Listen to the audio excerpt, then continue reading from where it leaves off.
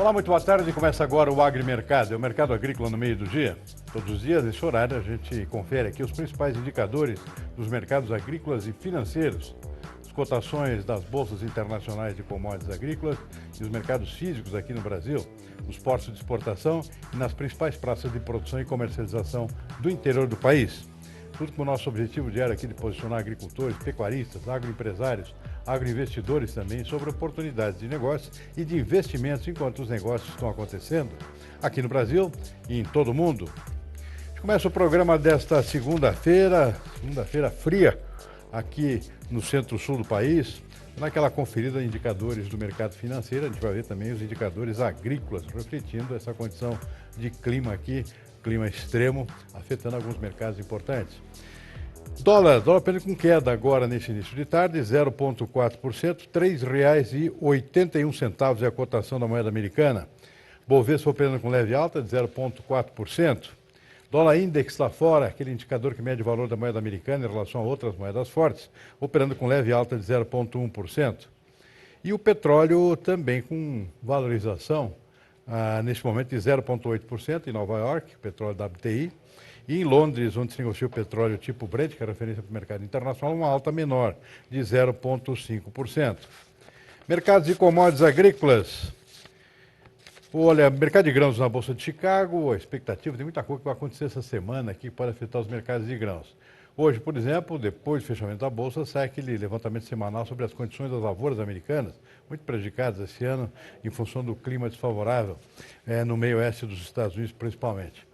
E além disso, no decorrer da semana vamos ter outras novidades, a divulgação daquele relatório mensal do USDA, o Departamento de Agricultura dos Estados Unidos, com novas estimativas sobre o tamanho da safra americana e, consequentemente, sobre as tendências de oferta, de demanda, de estoques que sobrarão em função de uma safra que seguramente será menor do que se previa anteriormente.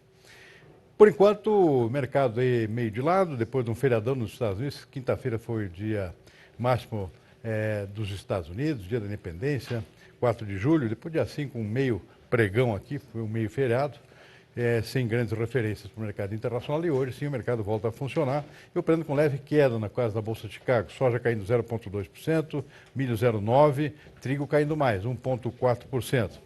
Na Bolsa de Nova York, o algodão cai 1,1%, açúcar subindo um pouquinho, 0,7%, suco laranja também, 2,5%, cacau dando uma disparada aqui de 4,9%. Mas o grande destaque, começou o dia aqui com uma disparada nos preços, o preço do café, refletindo aqui preocupações com as geadas aqui no Brasil, na região centro-sul, especialmente do sudeste, atingindo importantes regiões produtoras de café. O mercado deu uma disparada, de repente voltou tudo para trás. Café caindo agora, despencando na verdade, caindo 4,1%, porque a leitura é de que a geada talvez tenha sido de fraca intensidade, pelo menos nas regiões cafeeiras mais importantes, e aí não provocando o efeito imaginado, por esse temor aqui, que seria de prejuízos fortes aqui para os cafezais. A gente vai dar uma analisada nisso daqui a pouquinho, tanto do ponto de vista do clima quanto do ponto de vista do mercado, mas por enquanto a constatação aqui de que o café está caindo e não subindo mais, como foi no início da tarde. Então daqui a pouco a gente confere mais. Por enquanto vamos ver exatamente o que aconteceu com o clima nesse final de semana. Olha, o frio extremo foi o destaque do final da semana. Mais de 100 cidades do Brasil tiveram temperaturas iguais ou abaixo dos 3 graus nesse domingo, segundo o Instituto Nacional de Meteorologia. E 46 municípios registraram temperaturas negativas. Em São Paulo, a madrugada foi gelada. Segundo o Centro de Gerenciamento Climático da capital paulista, fez menos 0,2 grau na zona sul da cidade, a menor temperatura do ano até agora. De acordo com os meteorologistas, houve quebra recorde de temperaturas mínimas generalizada pelo país. A geada cobriu de branco muitas cidades da região sul. Em São Joaquim, na Serra Catarinense, os termômetros marcaram menos 5,7 graus, com sensação térmica de menos 11 graus. No Rio Grande do Sul, a cidade de Quaraí teve mínima de quase 5 graus negativos. Não foi diferente do Paraná, que também registrou temperaturas abaixo de zero. E o frio intenso provocou geadas em vários municípios do sul de Minas Gerais, onde são uma importante região produtora de café. As mais atingidas foram Cabo Verde e Resende. Lavouras inteiras de café ficaram cobertas de gelo e as pastagens de produção de hortaliças também foram prejudicadas. Olhando assim, parece até uma imagem bonita de inverno, mas os prejuízos para o produtor são enormes e podem se estender até a próxima safra.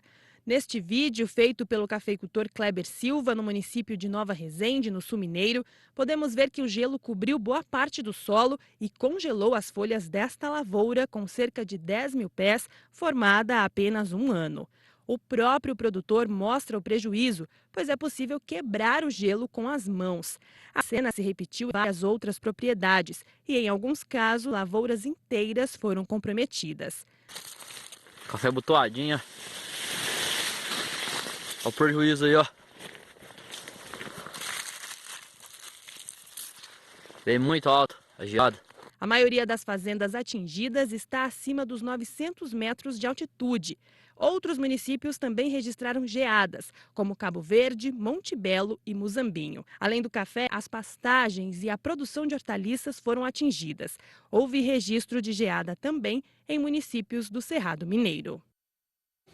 Muito bem, daqui a pouquinho a gente vai fazer uma análise, ver uma análise do mercado aqui com especialistas sobre o impacto disso em termos de preços, em termos da produção aqui, mas antes disso, vamos dar uma conferida aqui na previsão do tempo, ver como é que continua esse clima no decorrer dos próximos dias e qual é o registro do que aconteceu nesse final de semana. Sobre isso eu converso com o meteorologista Alexandre Nascimento, da Rural Clima.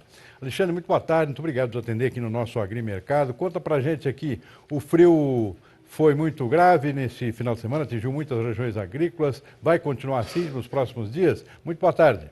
Boa tarde, Simar, boa tarde a todos. Olha só, Simar, nós tivemos aí, principalmente no sul, né, temperaturas muito, mas muito baixas mesmo, abaixo de zero, né, destaque aí para a região da Serra Gaúcha Catarinense, que chegou a registrar aí no domingo, né, e também no sábado, temperaturas de até -7, -8 graus.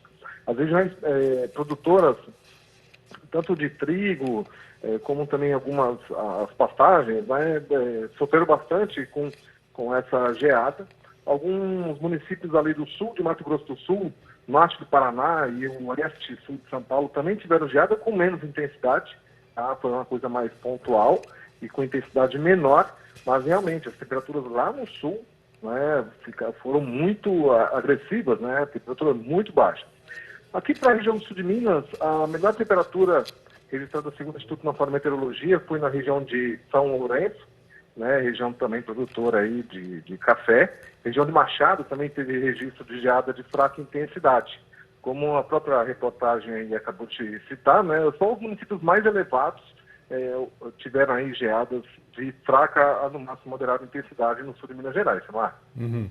Pois é, do ponto de vista do mercado de café, parece que frustrou aqui alguma expectativa que se tinha. Frustrou no sentido negativo da palavra, claro, no sentido de que haveria algum tipo de prejuízo como consequência de aí. Parece que não aconteceu nada disso, felizmente, né? E o mercado desandou lá fora, agora o preço está caindo dentro do café. Mas a tendência é de retorno de geadas? Como é que está a expectativa para os próximos dias, Alexandre? Olha só, Simar, não, de agora em diante, né, nos próximos dias as temperaturas entram em elevação novamente. Hoje, né, as temperaturas em relação a ontem, por exemplo, já foram um pouco mais elevadas e a tendência ao longo da semana é de que a gente tenha uma elevação bem rápida aí dessas temperaturas e possibilitando aí a formação de geada para as regiões produtoras e especialmente aí, né, a questão do café, aí já não tem mais risco mesmo. Uhum. Agora, certamente, mais algumas semanas pode voltar esse tipo de frio, né? Existe uma certa expectativa de que vai haver ondas de frio e não a temperatura constante em termos de baixa intensidade, né? Isso realmente confere, não? Olha, pelo menos olhando aqui no horizonte, né, de 15 dias, onde a gente tem aí vamos dizer assim, né, uma melhor assertividade nas previsões, não tem nenhum retorno. Sim. Tá? E olhando aí mais um pouquinho adiante, né, tem alguns modelos mais estendidos, até 45 dias, realmente essa semana será aí a semana, pelo menos aí nessas próximas semanas, a semana mais fria do inverno. Ou seja, em outras palavras, não tem expectativa de frio intenso para as próximas semanas. Outra coisa, Alexandre, nós tivemos aqui algumas situações atípicas aqui para a região sudeste e centro-oeste, que é chuvas aqui em pleno mês de julho, quando é normalmente estação seca. Isso pode se repetir, não? Olha, também não, Wilson. Na realidade, esse pacote, né, da chuva, depois com o frio intenso, esteve associado ao mesmo sistema, que foi uma frente fria muito bem organizada, como você acabou de citar, não é uma coisa normal. Nós temos aqui, por exemplo, no estado de São Paulo, em apenas 24 horas, né, o dobro ou até mais da chuva esperada para o mês todo. Então, semana passada, realmente, a chuva pegou legal, né, subiu, pegou algumas horas produtoras de algodão lá no centro-oeste. Então, quer dizer, foi uma frente fria realmente muito bem organizada, né, que aí depois, na retaguarda dela, veio o ar polar, que aí provocou a geada. Para as próximas semanas, realmente não tem expectativa. Aliás, a chuva fica restrita muito ao estado do Rio Grande do Sul, Uruguai e Argentina. Então, a chuva, nas próximas semanas, ela não sobe, né, além dessas regiões aí que eu acabei de citar. Então, a gente tem aí pelo menos 15 dias aí com tempo seco. O pessoal da cana, né, volta a colher. Enfim, o clima volta a favorecer aí as atividades ao ar livre, principalmente de colheita.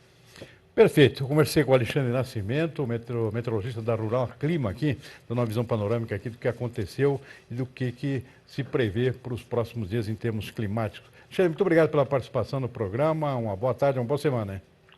Para você também, grande abraço a todos. Obrigado.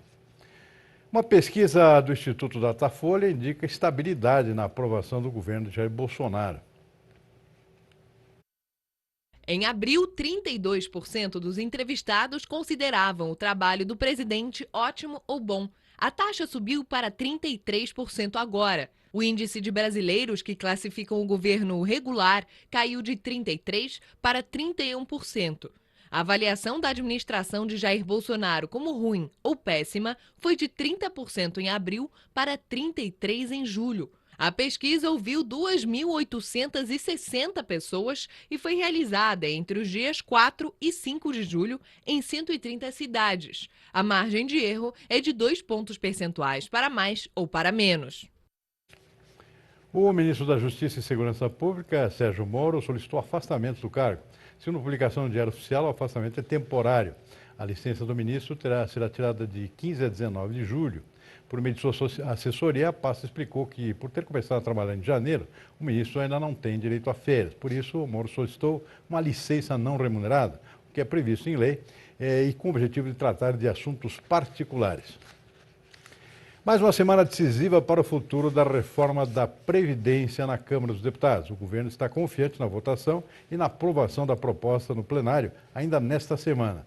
A expectativa do Planalto é de 330 votos a favor, 22 a mais que o necessário. Da capital federal, o jornalista Rodrigo Orengo traz os detalhes.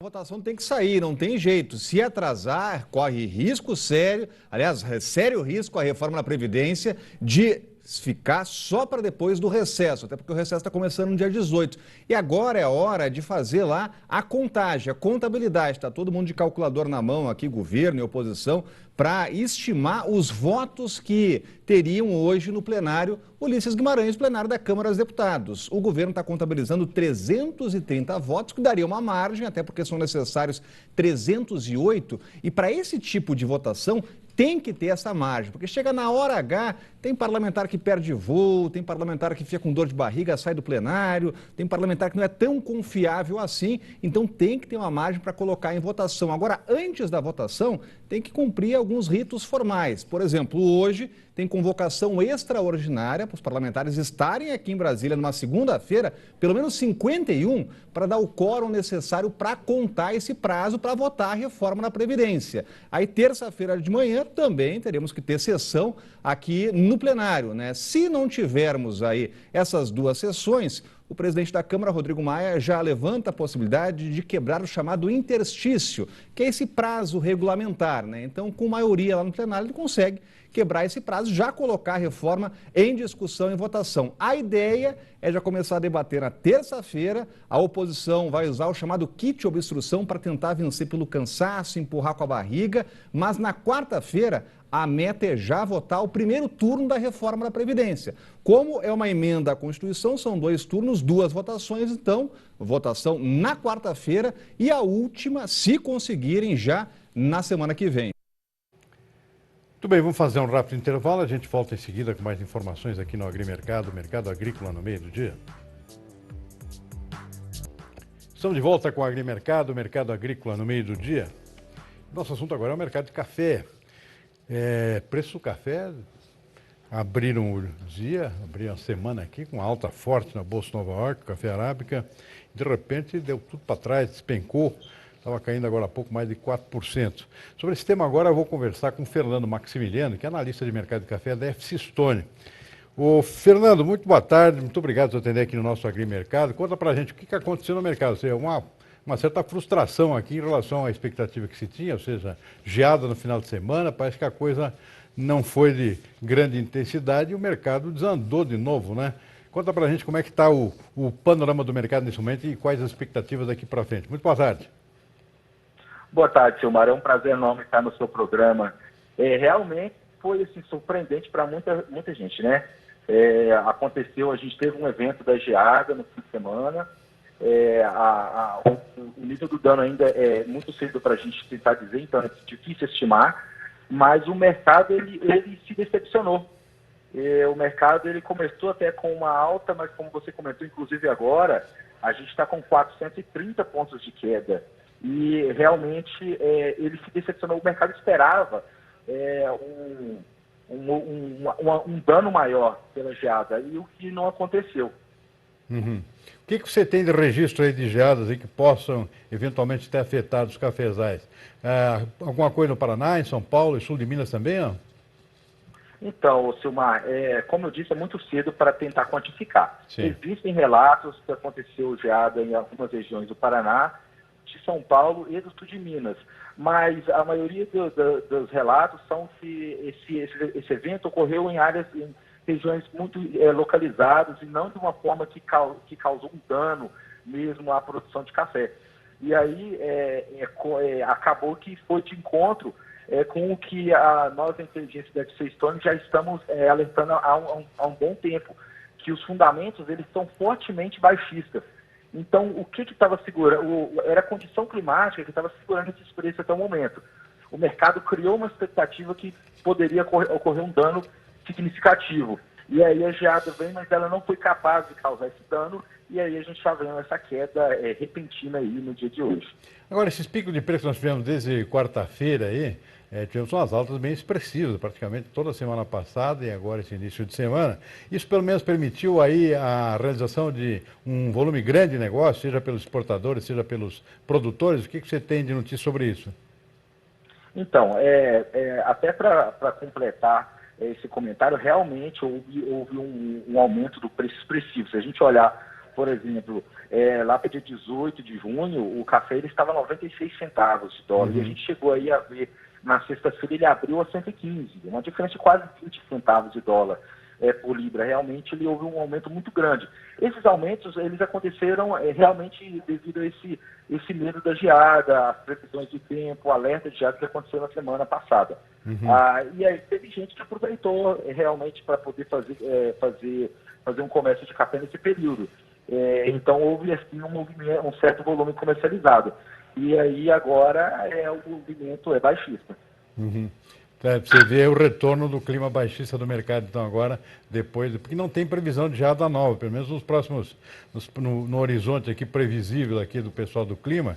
Portanto, a tendência é voltar àquele clima baixista do mercado, é isso que você está dizendo? Sim, porque o mercado, como a gente já havia reportado antes, os fundamentos são baixistas, são muito fortes. E aí o mercado, quando a gente estava vendo aquelas quedas, ele estava olhando para os fundamentos baixistas. Chegou o evento do frio, isso assustou o mercado passou a olhar para os eventos climáticos. Agora que o medo do evento climático passou, a gente sabe que não vai ter geada, nesses próximos 15 dias a gente não tem previsão, o mercado volta de novo a olhar para os fundamentos. Os fundamentos ainda são baixistas. É verdade. Muito bem, eu conversei com o Fernando Maximiliano, analista de mercado de café da FC Stone. Ô, Fernando, muito obrigado pela participação aqui no programa. A gente, claro, vai continuar acompanhando aqui como é que fica o comportamento dos preços do mercado de café como um todo. E é claro que sempre tiver algum evento climático novo aqui, que dê esse susto aqui, a gente vai acompanhar sem dúvida. Por enquanto é isso, Fernando. Muito obrigado pela participação no programa. Uma boa tarde para você, hein? Eu que agradeço a oportunidade, Silmar. Uma boa tarde a todos. Ok. Vamos fazer mais um rápido intervalo, a gente volta em seguida, dar uma conferida aqui nos mercados físicos, como é que estão se comportando os preços aqui no interior do país, os principais produtos do nosso agronegócio. A gente volta já. Estamos de volta com o Agrimercado, o mercado agrícola no meio do dia. Hora de dar aquela conferida aqui nos nossos indicadores e também nos mercados físicos. Dólar segue operando com queda, agora nesse início de tarde, 0,4%. R$ 3,81 é a cotação da moeda americana nesse momento. Bovespa opera com leve alta de 0,5%.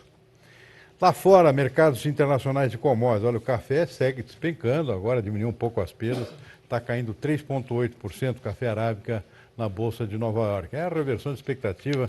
O mercado abriu em alta, forte alta, antevendo aqui prejuízos aqui em função de geadas no final de semana, mas acabou havendo uma reversão porque, ao que se tem de informação até esse momento, pelo menos do ponto de vista do mercado aqui, os prejuízos, se aconteceram, foram pequenos até o momento, as geadas foram fracas, pelo menos nas principais regiões cafeeiras. Aí o mercado reverteu, a reversão total aqui, com os preços começando a despencar.